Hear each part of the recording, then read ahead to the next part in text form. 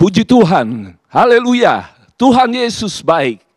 Kita tiba di penghujung tahun 2024. Karena Tuhan kita, Tuhan yang setia. Kita ada sebagaimana kita ada, terpelihara dengan baik. Mari, saya jemput kita bangkit berdiri, kita akan mulaikan ibadah kita. Kita angkat pujian, Bapa Kau setia, Bapa Kau mulia.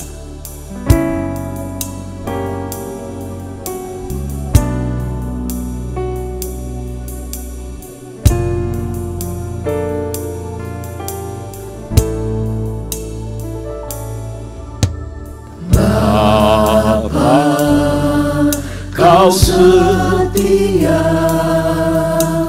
Bapa, Kau mulia, tenanglah jiwaku, aman bersamamu.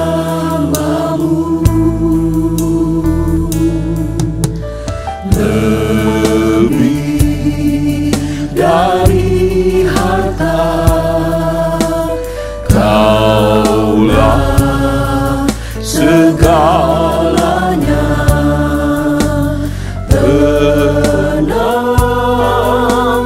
jiwaku dalam hadirat-Mu.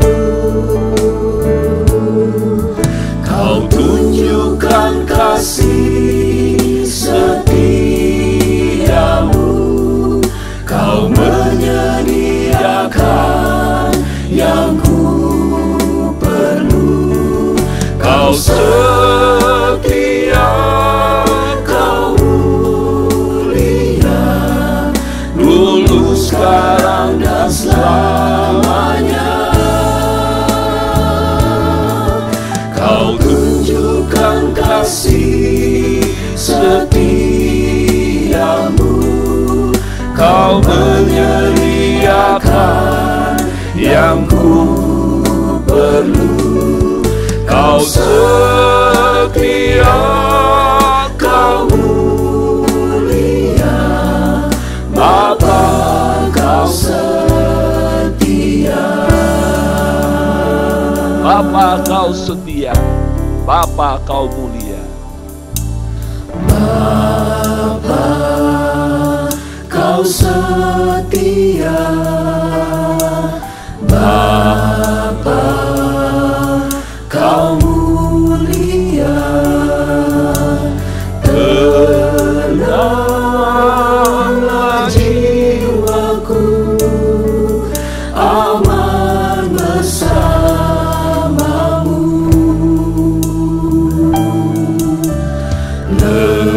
Lebih dari harta,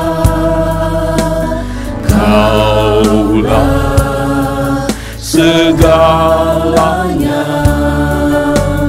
Tenanglah jiwaku dalam hadirat-Mu. Kau tunjukkan kasih setiamu. Kau tunjukkan kasih setiamu,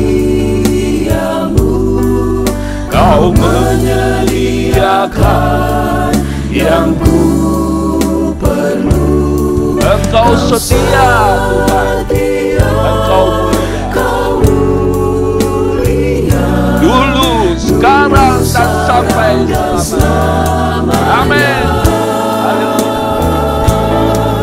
Kau tunjukkan kasih setiamu, Kau menyediakan yang ku perlu. Kau setia, Kau mulia, Bapa Kau setia. Kau setia, Kau mulia. Kau setia, Kau mulia, Bapa Kau setia. Kau setia, Kau mulia. Kau setia, Kau mulia,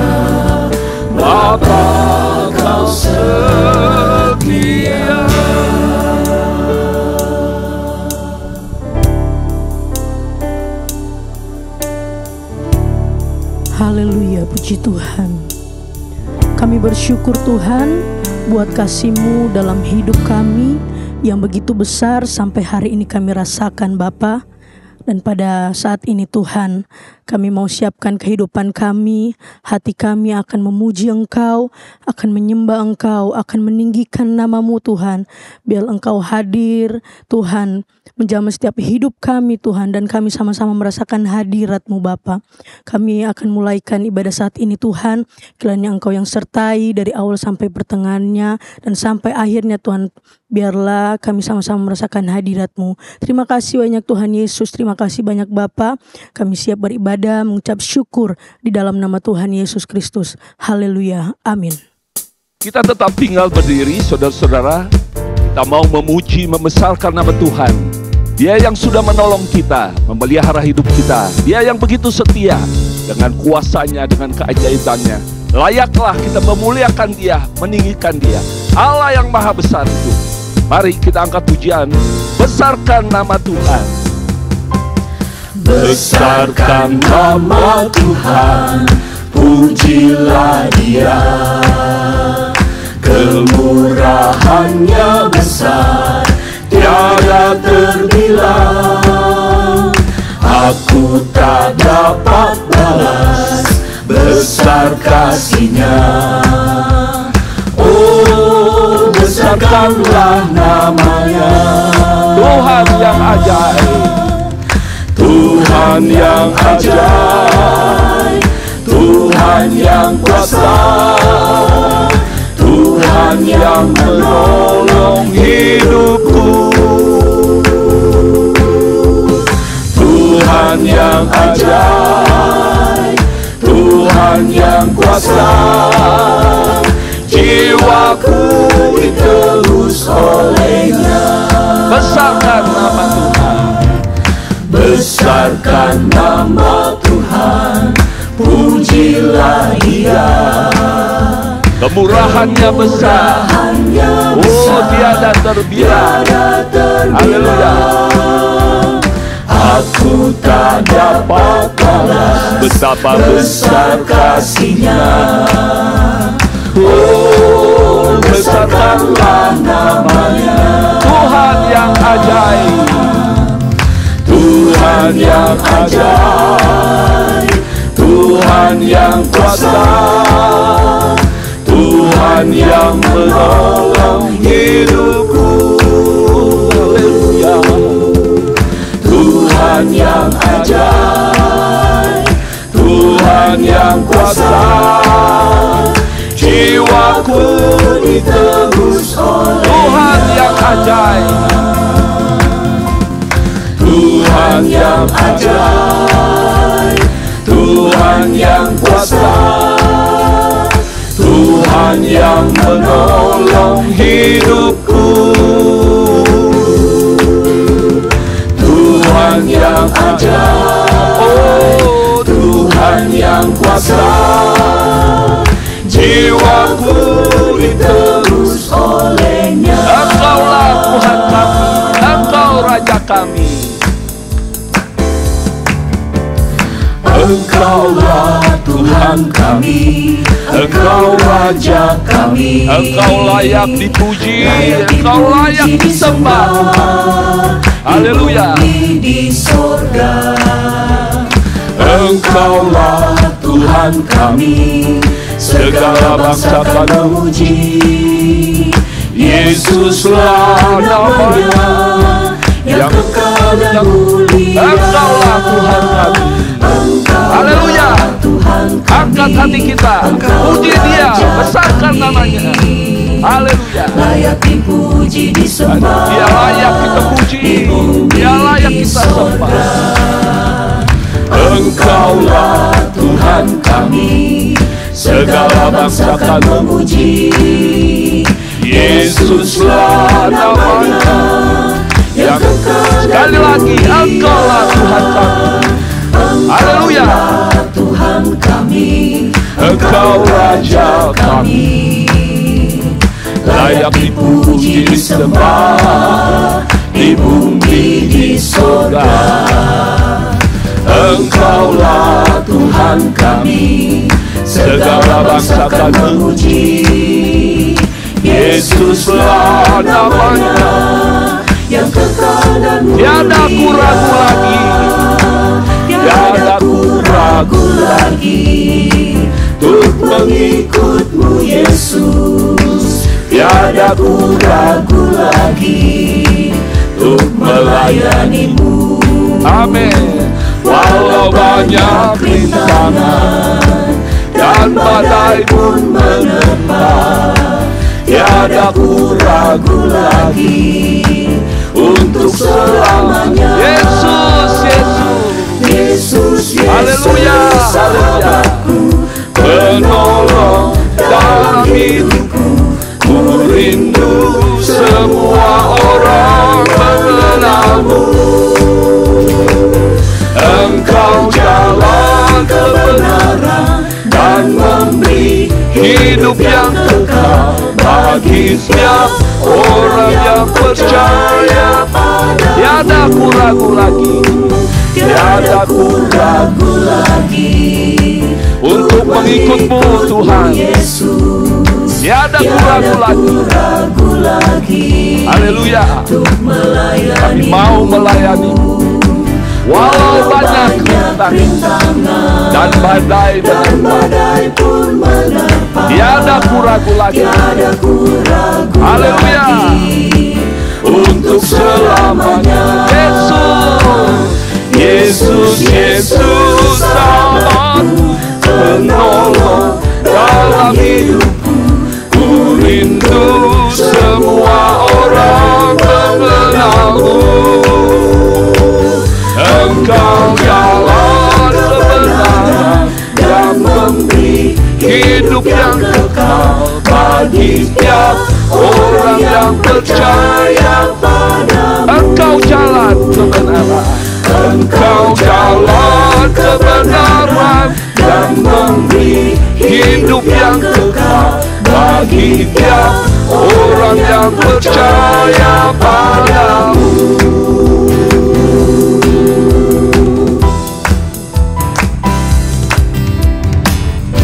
Tiga kali haleluya, haleluya, haleluya, haleluya. Puji Tuhan, silakan duduk. Allah yang kita sembah adalah Allah yang Maha Kuasa. Dia berfirman maka segalanya ada. Segala kuasa ada di dalam tangannya, baik di sorga maupun di bumi. Dan Allah yang bersemayam di tempat yang tidak terhampiri, begitu berkuasanya sehingga pikiran kita sangat terbatas untuk dapat membayangkannya. Tetapi kita boleh rasakan dengan iman percaya kita kepadanya. Allah yang Maha Kuasa itu sudah menebus hidup kita hingga kita menjadi miliknya. Sebab itu biarlah kita persembahkan hidup kita bagi Dia. Kita angkat pujian, Allah kami, Tuhan kami, berlayaklah. Allah kami, Tuhan kami, berlayaklah Engkau.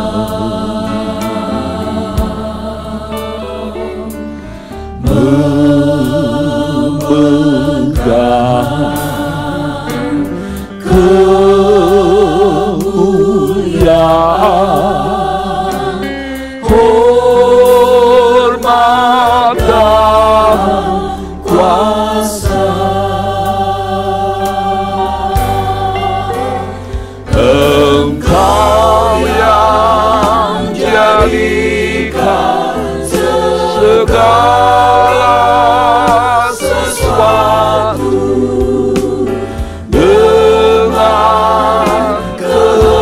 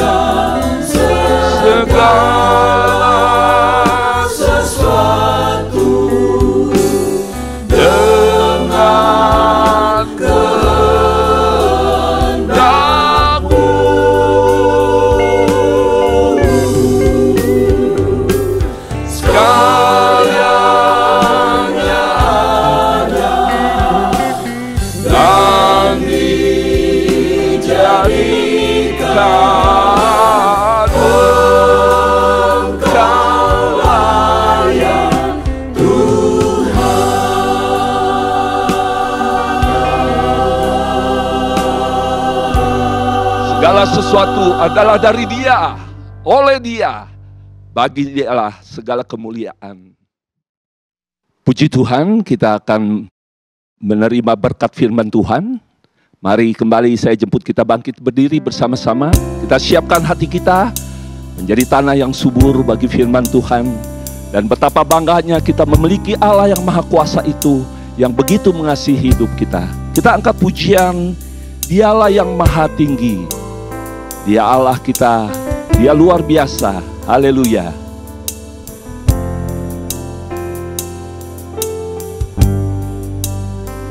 Dialah yang maha tinggi, Dialah yang maha suci, Dialah Yesus, Raja damai.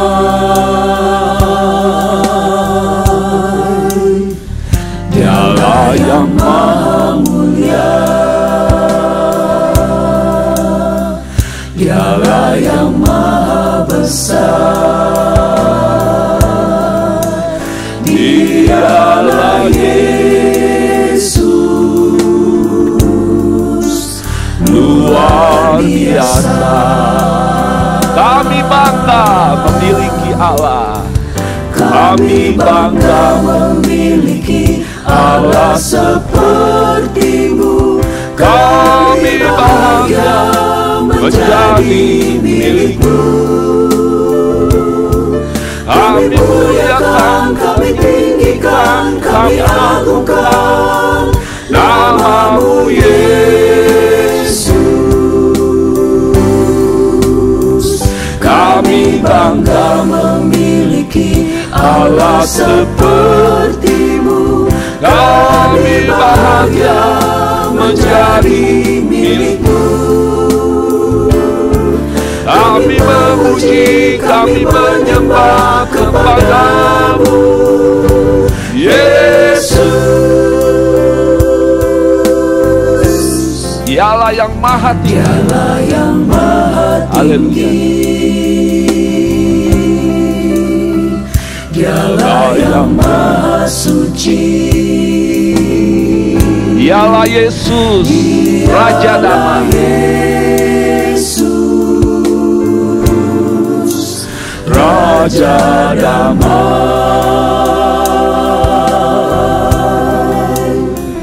Dialah yang maha mulia.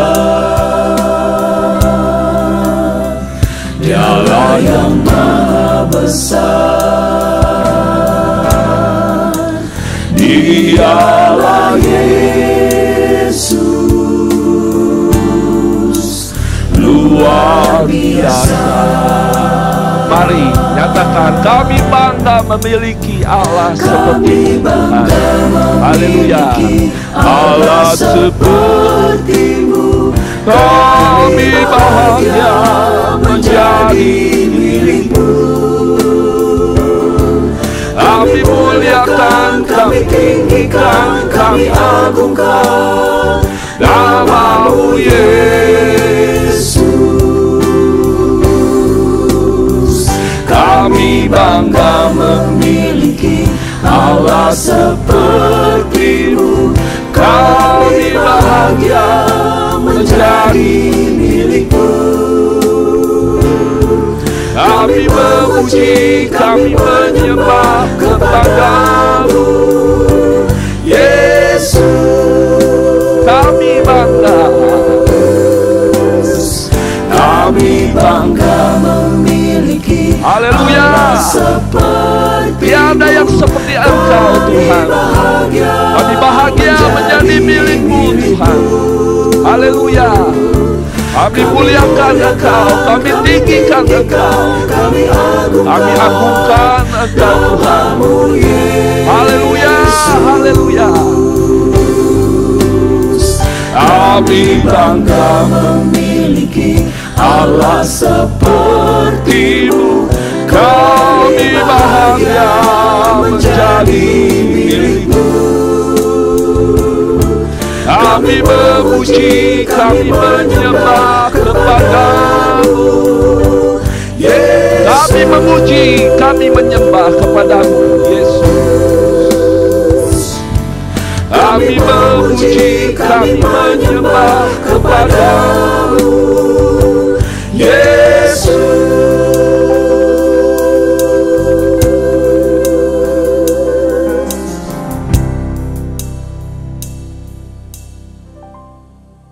Haleluya. Kami sembah Engkau Tuhan, kami puji Engkau, kami muliakan Engkau.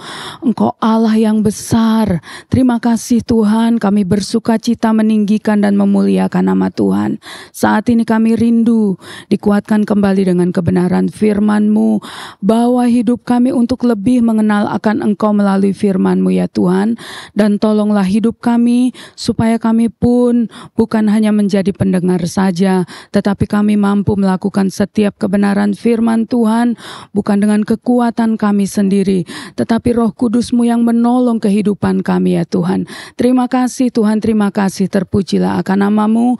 Kami siapkan hati kami, hidup kami, terima firman-Mu di dalam nama Tuhan kami Yesus Kristus. Haleluya, amin.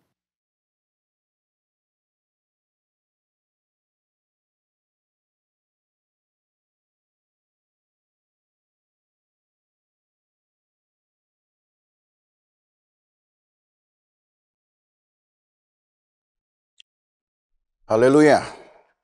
Adalah kemurahan Tuhan bagi kita Bapak Ibu Saudara kalau kita boleh tiba pada minggu terakhir di tahun ini.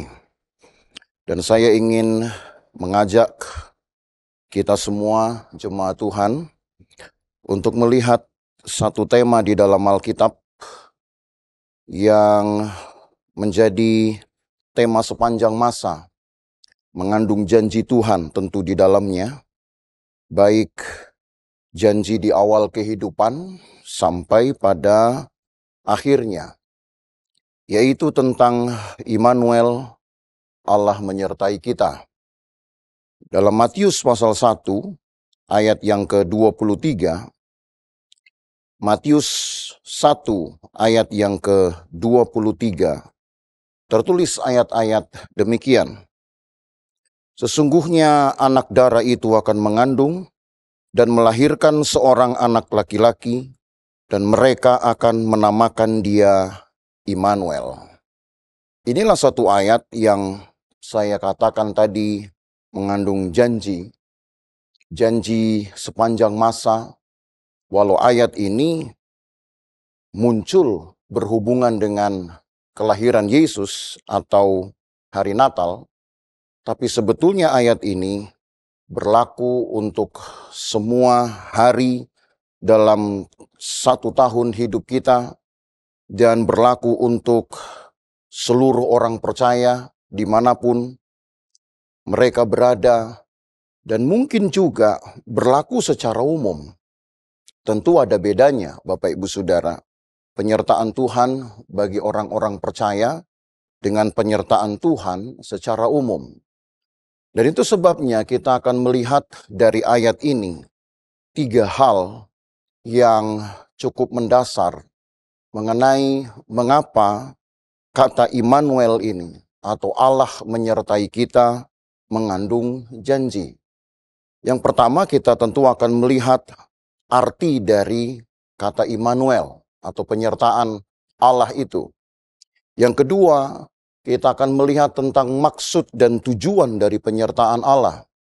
Dan yang ketiga, kita akan melihat jangkauannya atau sifat dari penyertaan Allah ini. Yang pertama, tentang arti dari Immanuel. Sehubungan dengan nubuat dari Nabi Yesaya, sebab dari ayat inilah berita tentang Immanuel itu diambil. Walau malaikat Tuhan yang datang kepada Maria, ibu Yesus, mungkin bisa saja bukanlah sosok yang diceritakan di dalam kitab Yesaya. Tetapi setidaknya Allah yang menyertai dan Allah yang berkehendak atas kelahiran Yesus, yang juga kemudian dinamai dengan Immanuel, adalah Allah yang sama yang ada pada masa Yesaya ketika nama ini untuk pertama kali disebutkan. Maka Nabi Yesaya, mungkin perlu kita membaca ayat-ayat itu, Bapak Ibu Saudara, supaya kita memahami betul urutan ceritanya. Yesaya pasal yang ke-7, ayat yang ke-10 sampai ayat yang ke-14, tertulis demikian. Yesaya pasal 7, ayat 10 sampai ayat 14.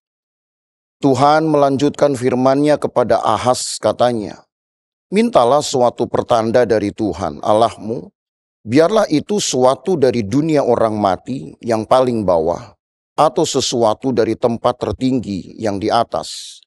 Tapi Ahaz menjawab, "Aku tidak mau meminta, aku tidak mau mencobai Tuhan."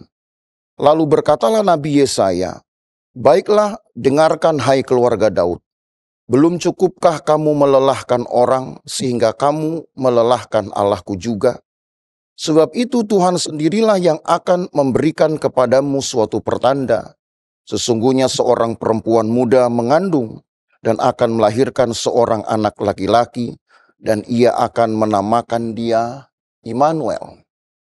Apa yang diucapkan oleh Yesaya ini merupakan bentuk pemeliharaan Tuhan kepada orang-orang Yehuda.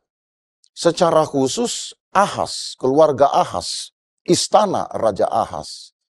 Sebab kalau Bapak Ibu Saudara membaca ayat-ayat sebelumnya, ketenangan dari kerajaan Yehuda diusik oleh kehadiran dari 2 kekuatan yang akan menghancurkan mereka, yaitu dari saudara mereka sendiri, kerajaan Israel Utara, dan juga kerajaan Aram yang memang sedang digandeng atau diajak oleh orang-orang Israel Utara demi dapat merebut kota Yerusalem dan menguasainya.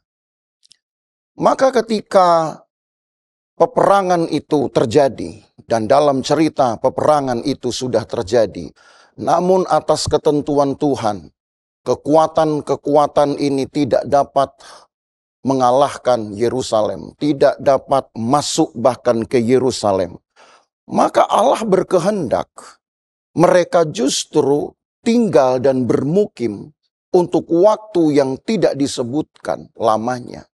Mereka bermukim, mereka membangun markas mereka di depan pintu gerbang Yerusalem. Dan itu justru lambat laun menakutkan bagi Ahaz. Maka Allah yang mengetahui kekuatan hati Ahaz yang semakin menipis, walau awalnya Ahaz mungkin bergembira, bermegah karena Yerusalem tidak dapat dikalahkan, tetapi lambat laun menjadi ciut nyalinya karena lawan mereka tidak segera beranjak, tetapi terus memantau mereka di depan mereka. Maka Tuhan mengutus Yesaya supaya Yesaya dapat menenangkan hati Ahaz dengan cara meminta tanda dari Tuhan. Tapi yang kita baca di ayat yang ke-12 tadi, Ahaz menjawab, "Aku tidak mau meminta, aku tidak mau mencobai Tuhan." Dan karena perkataan ini, yang sebenarnya adalah perkataan seorang yang sedang ragu, perkataan orang yang pelin-pelan. Mungkin dia membutuhkan pertolongan Tuhan, tapi dia merasa sungkan untuk meminta pertolongan. Dan hal itu terbukti dari ucapan Yesaya di ayat 13. Lalu berkatalah Nabi Yesaya, "Baiklah dengarlah hai keluarga Daud, belum cukupkah kamu melelahkan orang sehingga kamu melelahkan Allahku juga." Jadi rupanya saudara, Ahaz telah bersikap mendua hati. Di dalam benaknya dia menginginkan Tuhan berbuat lebih banyak. Entah mungkin di dalam pikirannya dia inginkan Allah mengusir barisan dari saudara mereka Israel Utara dan kerajaan Aram ini yang berkemah di depan mereka. Tetapi Ahaz tidak ingin jujur untuk meminta pertolongan kepada Tuhan. Maka atas situasi inilah kemudian Yesaya berkata, "Karena kamu melelahkan Allah." Rupanya ini bisa menjadi satu pengalaman kita, pengalaman orang-orang percaya, yang mungkin kita mengharapkan Tuhan berbuat sesuatu untuk hidup kita, tapi kita seperti merasa sungkan untuk memintanya. Sebenarnya keadaan ini bukan keadaan yang menguntungkan. Justru keadaan ini seperti disebut Yesaya, melelahkan Allah. Artinya Allah memandang kita bukan orang-orang yang berketetapan hati. Kita justru menjadi orang yang penuh dengan keraguan. Dan oleh karena Allah memiliki hati untuk memelihara umatnya, Allah tidak perlu menunggu sampai Ahaz menyebutkan tanda. Karena itu pun akan memperlambat pekerjaan Tuhan. Maka Yesaya kemudian mengucapkan satu tanda yang oleh Allah sendiri ditaruh di dalam mulutnya.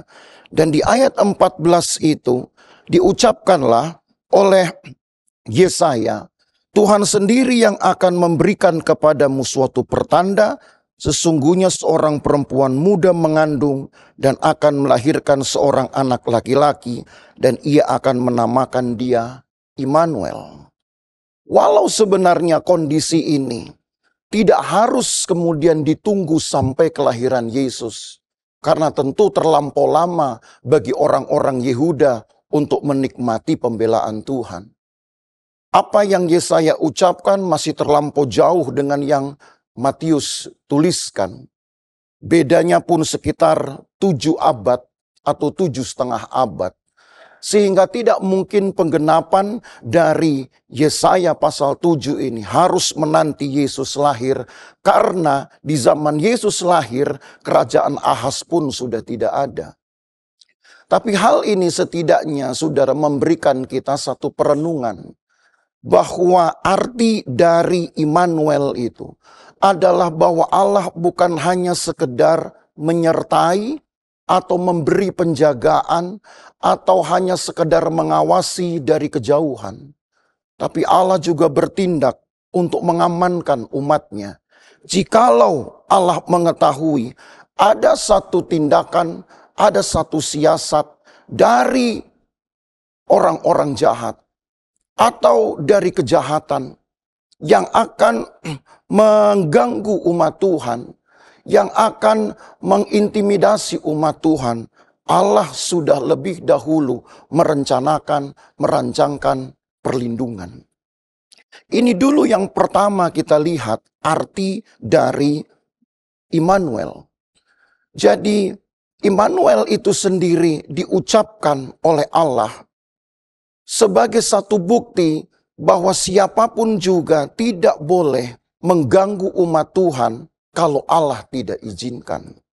Memang nantinya pada waktu yang lain, di waktu-waktu yang kemudian, mungkin Bapak Ibu Saudara tahu bahwa akhirnya Allah sedikit melepaskan penjagaannya kepada umatnya ini.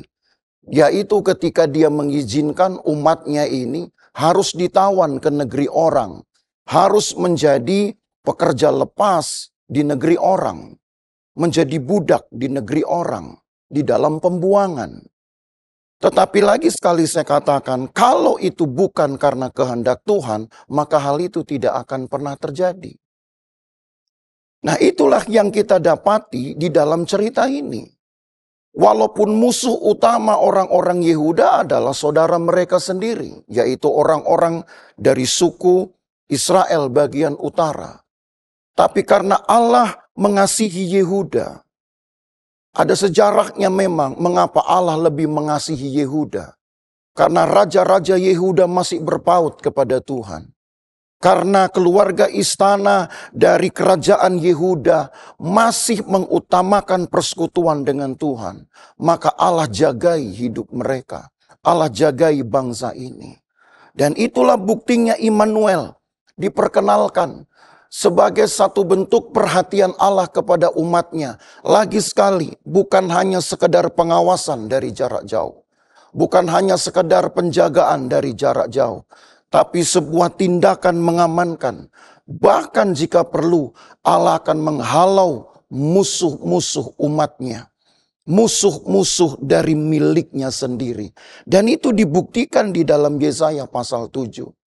Mungkin kita akan banyak menghabiskan waktu jikalau kita harus membaca keseluruhan dari Yesaya pasal 7 ini sampai pasal yang ke-8. Tetapi singkatnya Bapak Ibu Saudara, di dalam pasal 7 dan pasal 8 nanti Bapak Ibu Saudara akan dapati satu akhir cerita bahwa Allah akan menghalau dua bangsa yang sedang mengintai Yehuda ini. Dengan cara melepaskan lagi satu raja yang kuat. Satu kerajaan yang kuat yaitu Asyur. Untuk menggoyang mereka. Untuk mengalahkan mereka. Dan menguasai daerah mereka. Sehingga pada akhirnya daerah yang tadinya menjadi daerah intaian dari musuh-musuh Yerusalem. Betul-betul ditinggalkan kosong sehingga umat Tuhan ini lepas dari intimidasi. Walau memang Allah membutuhkan waktu, bukan berarti pekerjaan Allah itu harus punya waktu tertentu. Tetapi satu sisi di dalam penyertaan Tuhan, Allah juga ingin orang-orang beriman berharap, percaya bahwa pekerjaan Allah akan terjadi sesuai dengan waktunya. Dan itu yang kita dapatkan saudara dari kisah ini. Yang kedua, apa yang sebenarnya kita bisa pelajari dari kata Immanuel. Yang kedua adalah maksud dan tujuan. Untuk apa Allah perlu menyatakan nama Immanuel ini? Bahkan sosok Immanuel itu sendiri pada akhirnya ditampilkan 7 abad setelah nubuatan Yesaya.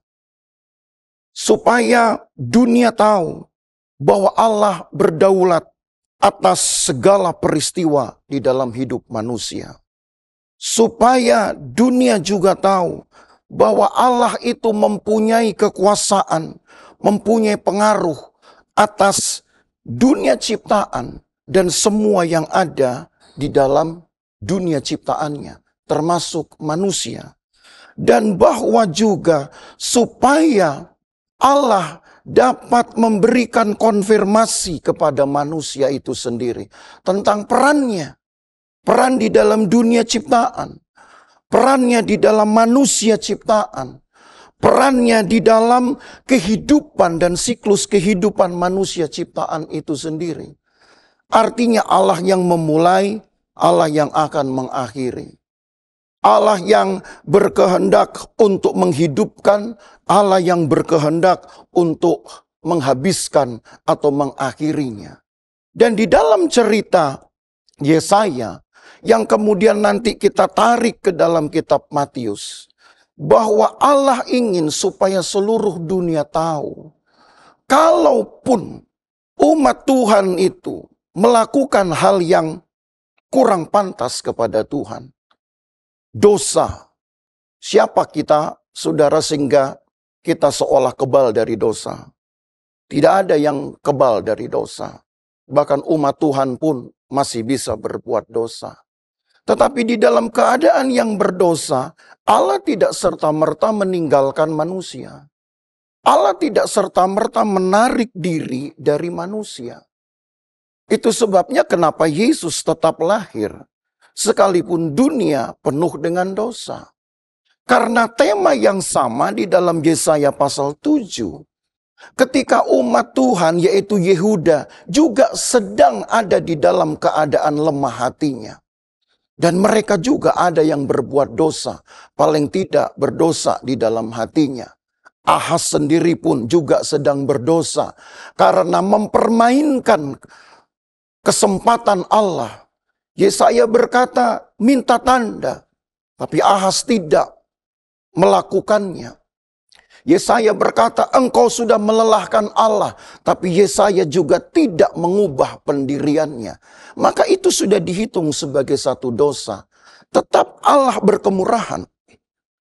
Dengan hadirnya Immanuel, walau di dalam Yesaya kehadiran Immanuel belumlah sosok dari Allah itu sendiri, masih disimbolkan dengan kehadiran dari anak Yesaya yang kedua.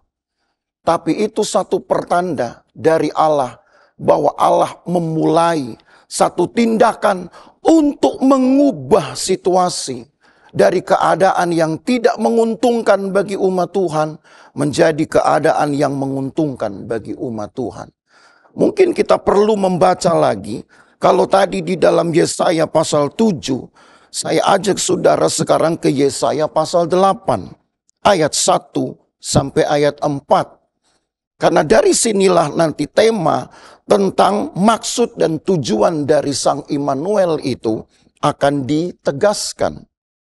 Yesaya 8 ayat 1 sampai 4. Berfirmanlah Tuhan kepadaku, ambillah sebuah batu tulis besar dan tuliskanlah di atasnya dengan tulisan biasa Maher Shalal Hashbaz. Maka aku memanggil dua saksiku yang dapat dipercaya, yaitu Imam Uria dan Sakaria bin Yeberekhia.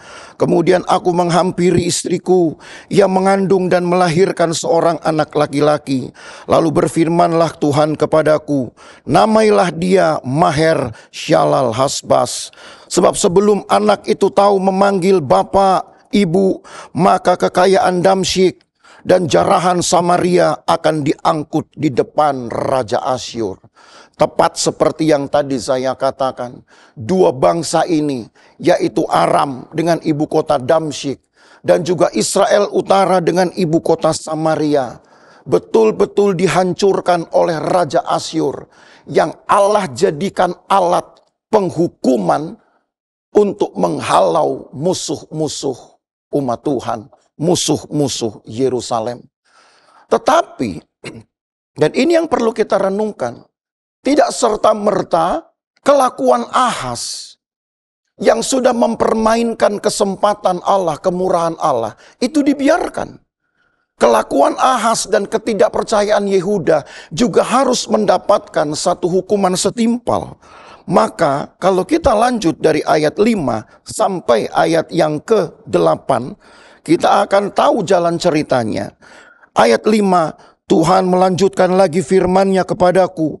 Oleh karena bangsa ini telah menolak air Shiloah yang mengalir lamban, dan telah tawar hati terhadap Rezin dan anak Remalia, Sebab itu sesungguhnya Tuhan akan membuat air sungai Efrat yang kuat dan besar meluap-luap atas mereka, yaitu Raja Asyur dengan segala kemuliaannya.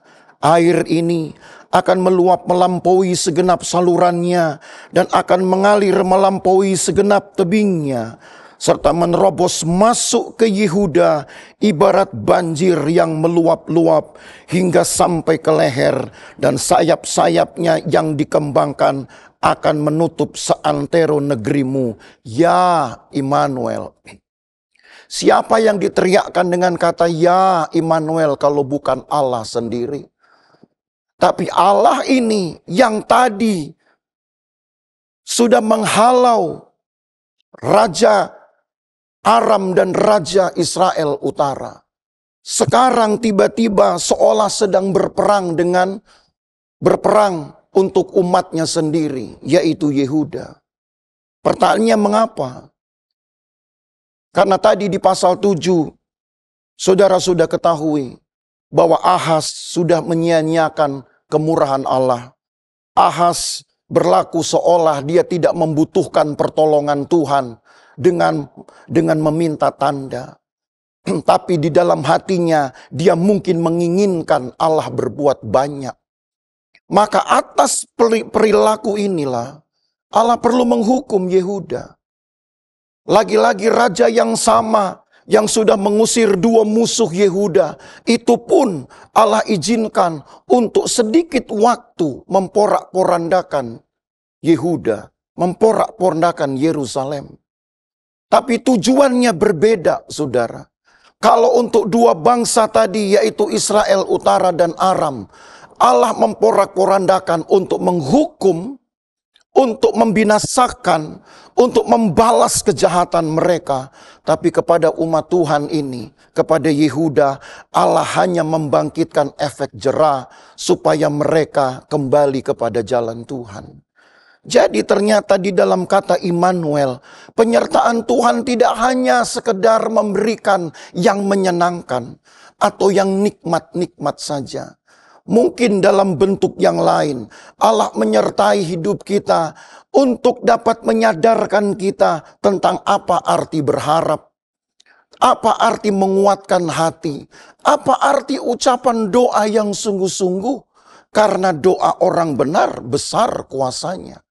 Cuman kadang mungkin iman kita sendiri, saudara, yang tidak kita pelihara, atau hati kita yang tidak kita pelihara, sehingga kita terkesan mempermainkan kesempatan atau kemurahan Tuhan.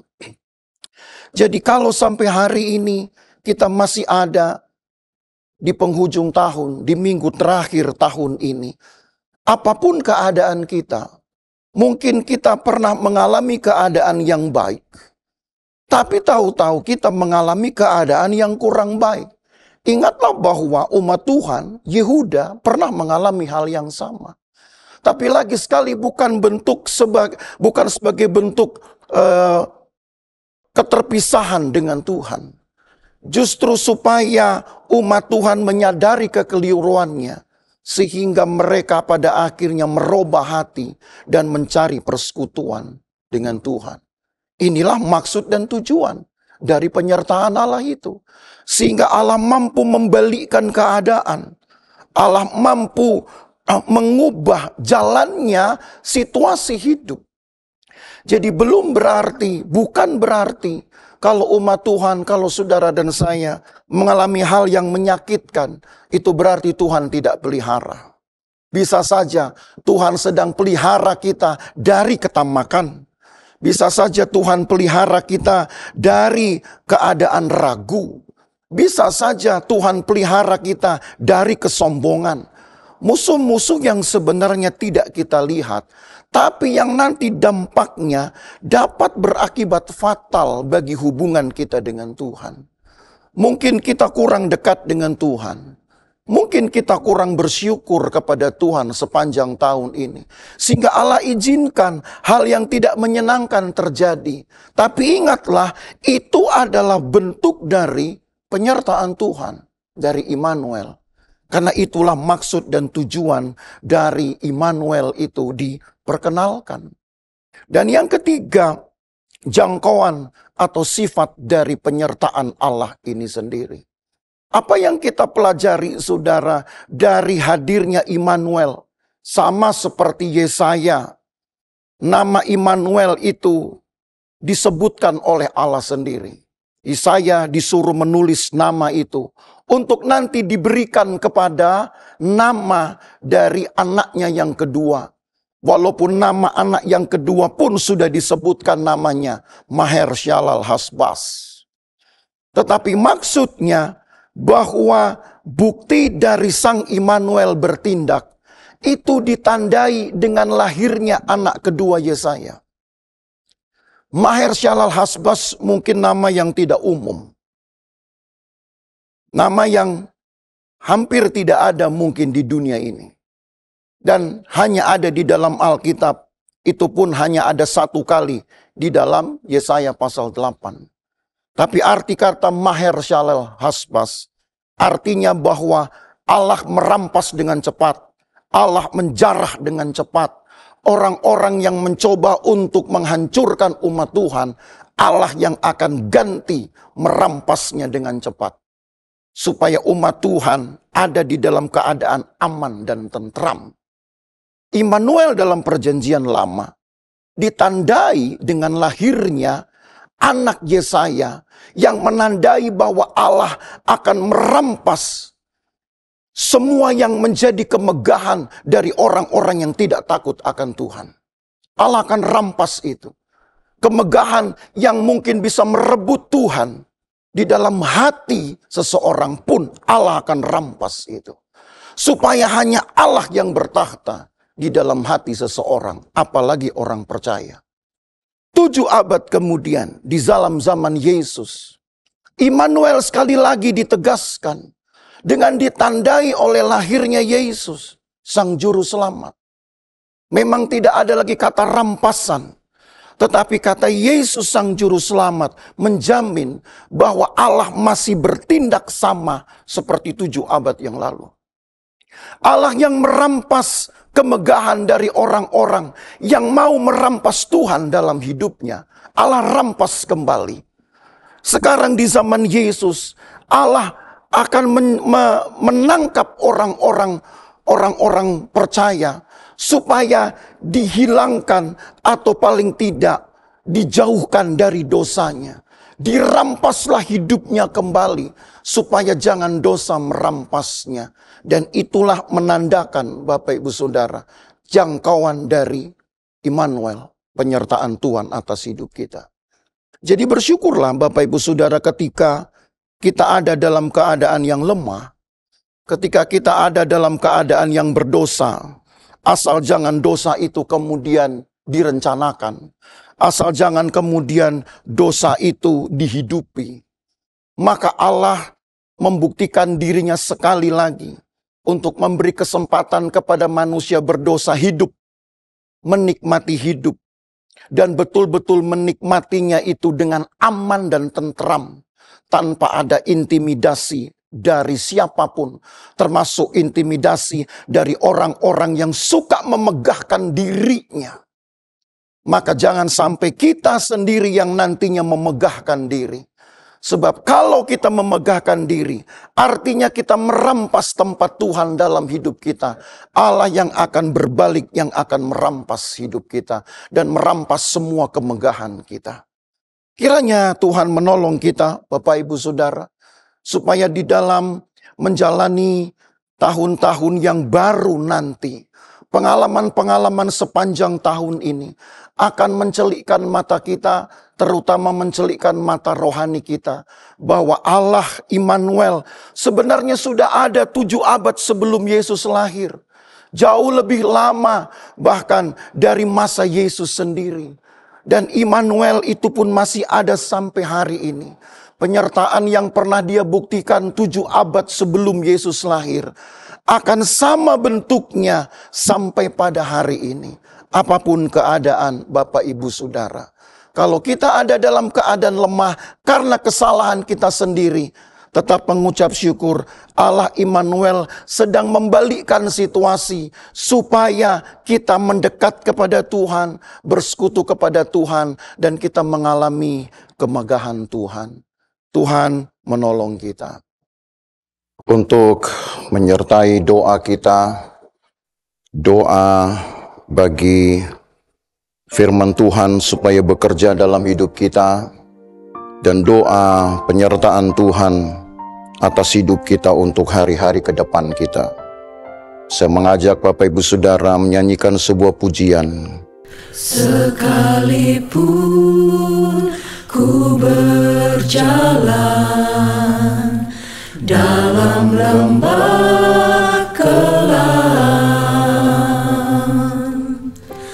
namun tangan-Mu selalu menopang hidupku. Saat ku dalam ketakutan, Kau hadir di sisiku. Kau berkata, jangan takut, Kau beriku kemenangan. Kaulah Tuhan yang berjanji, tak sekalipun Kau ingkari. Kesetiaan-Mu sungguh terbukti di sepanjang hidupku. Untuk selamanya ku kan setia melayani, mengasihi-Mu. Tiada Tuhan seperti-Mu, Yesus. Kau Allahku yang setia.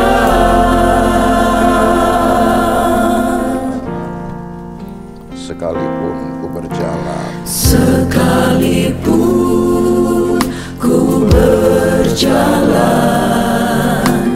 dalam lembah kelam,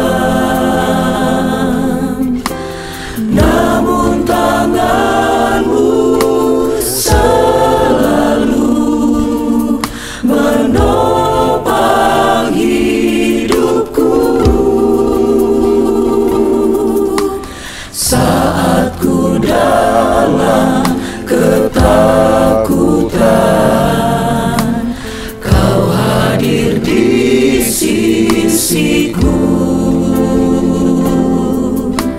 Kau berkata, jangan takut, Kau beriku kemenangan.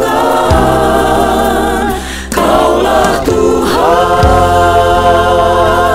yang berjanji, tak sekalipun Kau ingkari.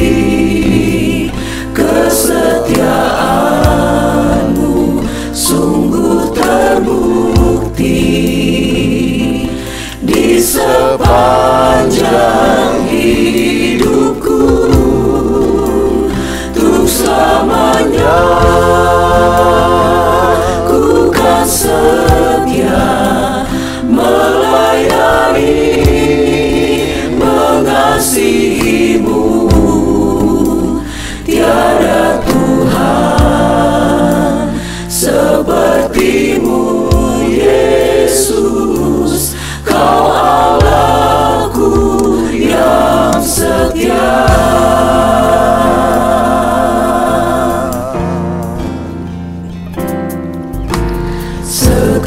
Sekalipun ku berjalan dalam lembah kelam, namun tangan-Mu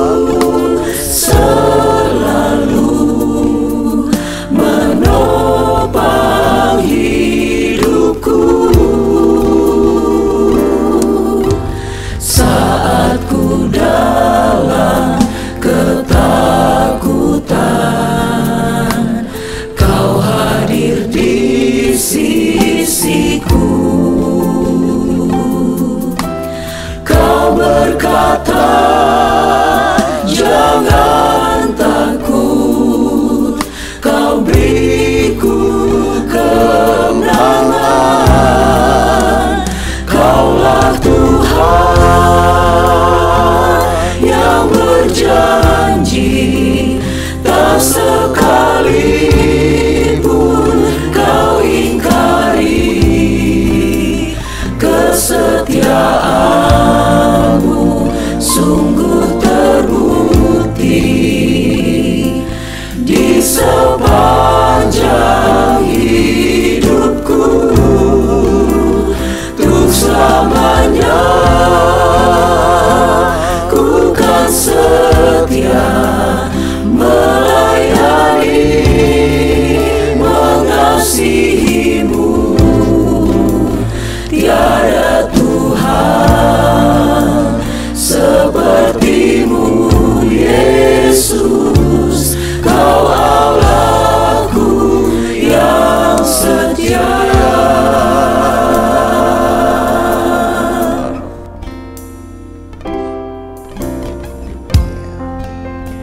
Haleluya.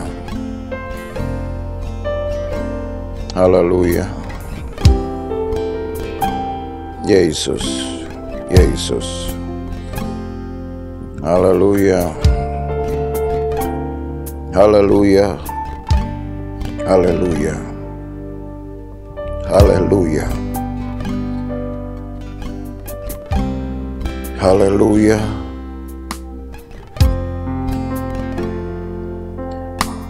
Hanya kita sendiri yang tahu keadaan kita dan Tuhan. Belum tentu orang lain pun mau tahu kalaupun kita menceritakan. Belum tentu orang lain pun bisa tolong kalau kita ceritakan. Tapi Allah Immanuel, Dia bukan hanya sekedar memagari kita, Dia juga akan menghalau musuh-musuh kita. Apa yang kurang dari penyertaan Tuhan seperti ini? Janji Tuhan ya dan amin. Jikalau dulu Allah buktikan musuh-musuh Yehuda Tuhan halaukan, maka pasti dengan kekuatan yang sama, karena Dia Allah yang tidak berubah. Musuh-musuh kita pun Dia halaukan. Dia bukan hanya memberikan keamanan dan ketenteraman, tapi Dia mengubah keadaan. Semua yang menakut-nakuti kita akan dihalau dan ditinggalkan kosong. Semua yang bermegah karena mungkin mereka bisa mengintimidasi kita, Tuhan halaukan. Apa yang kurang dari Allah kita? Jangan sampai kita yang kurang percaya kepada Tuhan.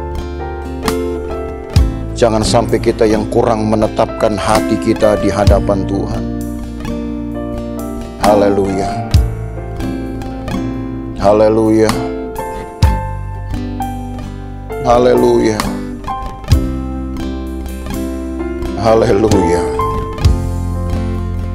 Kalaupun engkau merasa seolah Tuhan sedang berperang di dalam hidupmu, ingatlah bahwa Yehuda pun Allah izinkan untuk sesaat diperangi oleh Asyur, tapi Allah pulihkan supaya muncul persekutuan, bangkit persekutuan dengan Tuhan. Haleluya.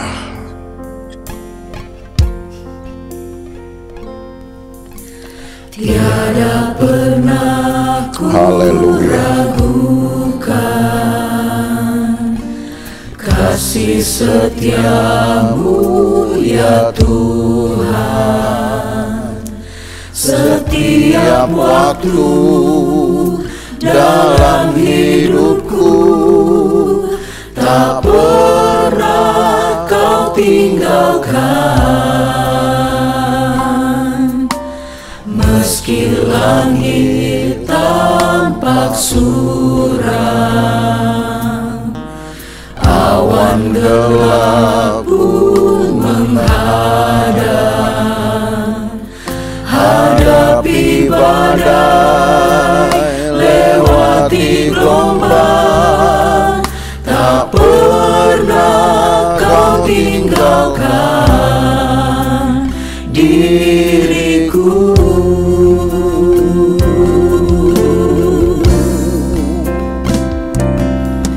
Walau 1000 rebah di sisiku, Kau tetaplah Allah penolongku.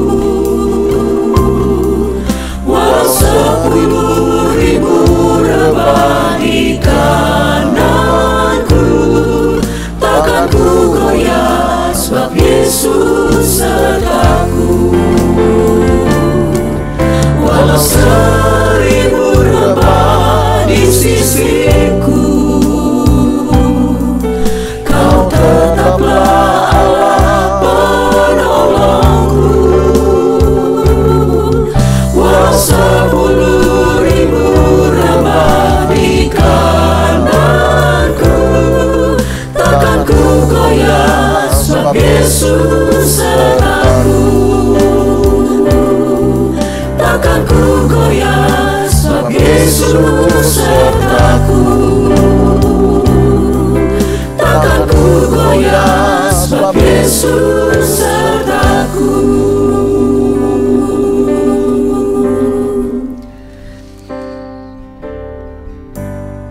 Terima kasih Tuhan Yesus, karena kami mempunyai Allah yang menyertai. Bukan hanya Allah pencipta yang kemudian membiarkan ciptaannya, yang kemudian menjauh dari ciptaannya, tapi Engkau Allah pencipta yang juga memelihara hidup kami, manusia-manusia ciptaan-Mu.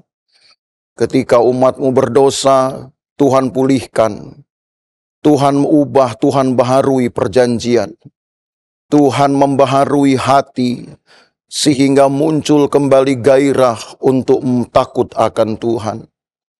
Sampai pada masa perjanjian baru, pekerjaan-Mu tetap sama. Ketika kami ada dalam keadaan berdosa, Tuhan kembali bekerja untuk memulihkan perjanjian, memulihkan hati kami, dan memberikan kami kemampuan untuk bersekutu kembali kepada Tuhan. Maka Tuhan Yesus, kami harus dengan cermat dapat melihat pekerjaan Allah ini. Kalaupun kami mengalami hal yang tidak menyenangkan, mungkin Tuhan juga sedang membersihkan hidup kami. Tuhan membersihkan hidup kami dari kesombongan, dari ketamakan. Tuhan membersihkan hidup kami dari hati yang egois, dari pikiran-pikiran yang egois. Maka Tuhan, pada akhirnya tidak ada kata lain kecuali terima kasih. Terima kasih Tuhan sudah pelihara hidup kami.